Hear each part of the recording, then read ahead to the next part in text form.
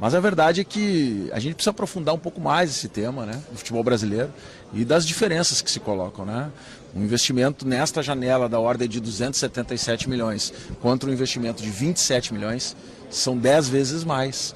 Se nós falarmos das últimas 4 janelas, foram 600 milhões de investimento. Estou falando em reais. Então, isto é um elemento que é novo no futebol brasileiro. E nós precisamos entender e trabalhar com ele. É ruim falar isso nesse momento, porque isso não justifica um momento que a gente vem passando de dificuldades dentro de campo, não só nesses 2 jogos contra o Flamengo, ou se considerar o terceiro pelo brasileiro.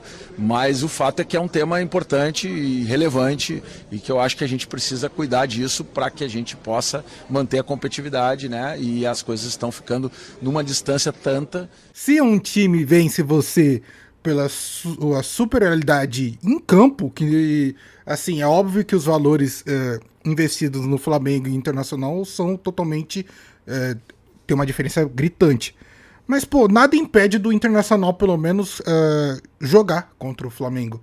E, pô, Internacional e Flamengo, dentro de casa do Inter, praticamente parecia que o Flamengo estava jogando no Maracanã. Porque o Internacional não conseguiu nem trocar passes ou agredir o gol do Flamengo com tanta, assim, volume de jogo, incisividade. Parecia que o Flamengo literalmente jogou sozinho. O Flamengo treinou no Beira-Rio. E isso é uma lástima para um time tão grande igual o do Internacional. Uma competição tão grande que é a Libertadores, e você espera que seu time pelo menos jogue, tá ligado? E o Inter tava vindo com uma desvantagem de 1 gol apenas, então não era algo tão impossível contra o Flamengo, mas é aquela, né? Agora que foi eliminado, temos que pensar em fair play financeiro, temos que pensar nos valores investidos.